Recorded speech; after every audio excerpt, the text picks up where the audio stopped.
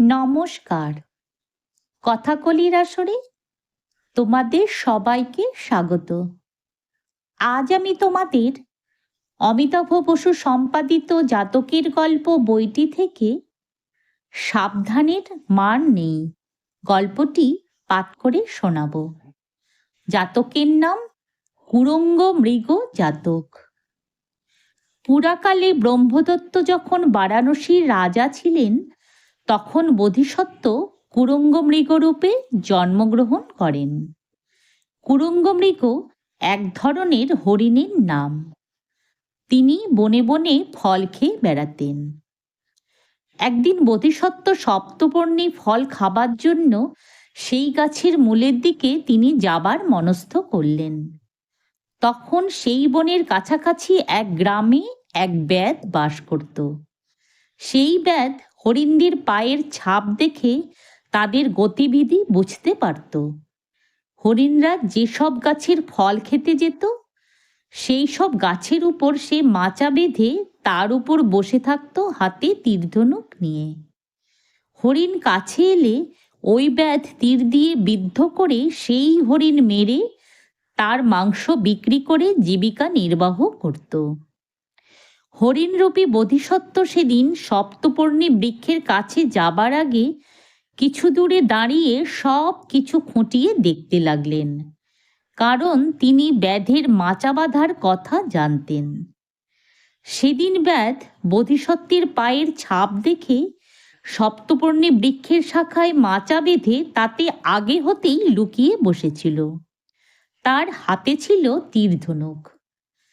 সেদিন সকালেই বোধিসত্ত্ব সেই গাছের ফল খাবার আশায় সেই গাছের কিছু দূরে দাঁড়িয়ে ব্যাধের গতিবিধি লক্ষ্য করতে লাগলেন। তিনি ছিলেন খুবই উপায়কুশল এবং বিচক্ষণ। তিনি অন্য হরিণদের মতো অপরিণামদর্শী ছিলেন না। চারদিক না ভেবে কিছু করতেন না কখনো। এদিকে ব্যাধও তার মাচার উপর থেকে লক্ষ্য করল হরিণ গাছের কাছে আসছে না। সে তখন তাকে লোভ দেখাবার জন্য সপ্তপর্ণী ফল ছিঁড়ে তার সামনে ফেলতে লাগল। বোধিসত্ত্ব ব্যাধকে চোখে দেখতে না পেলেও বুঝতে পারলেন ব্যাধি গাছের উপর লুকিয়ে থেকে ফলগুলি তার সামনে ছুঁড়ে ফেলছে। তিনি বুঝতে পারলেন ওই গাছে নিশ্চয়ই ব্যাধ আছে।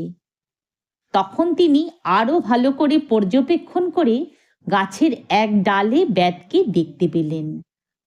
কিন্তু তিনি না দেখার ভান করে গাছকে সম্বোধন করে বললেন, ওহে ভাই বৃক্ষ, এতদিন তুমি সোজাসুজি ফল ফেলতে তোমার তলায়, এমন করে তো দূরে ছুঁড়ে কখনো ফেলতে না।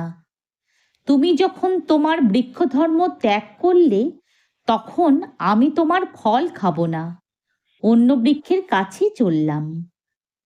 বোধিসত্ত্ব গাছের কাছে না আসায় ব্যাধ দূর থেকেই বোধিসত্ত্বকে লক্ষ্য করে তীর নিক্ষেপ করল, কিন্তু তীরটি তার গায়ে লাগলো না।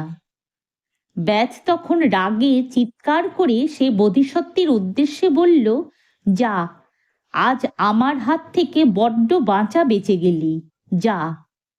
বোধিসত্ত্ব তা শুনে ব্যাধকে বললেন, আমি তো তোমার হাত এড়িয়ে বেঁচে গেলাম, কিন্তু তুমি তোমার কর্মফল এড়াতে পারবে না। তোমাকে মৃত্যুর পর নরকে গিয়ে নরকবাস করতেই হবে। লোভ, দোষ, মোহ, মান ও ঔদ্ধত্য, এই 5 রকমের বন্ধন যন্ত্রণা তোমাকে ভোগ করতে হবে। এই বলে বোধিসত্ত্ব সেখান থেকে চলে গেলেন। যদি তোমাদের আজকের এই গল্পটি ভালো লেগে থাকে তাহলে একটা লাইক ও আমার এই চ্যানেলটিকে সাবস্ক্রাইব করে দিও, যাতে তোমাদের জন্য আরও অনেক নতুন নতুন গল্প নিয়ে আসতে পারি। ধন্যবাদ।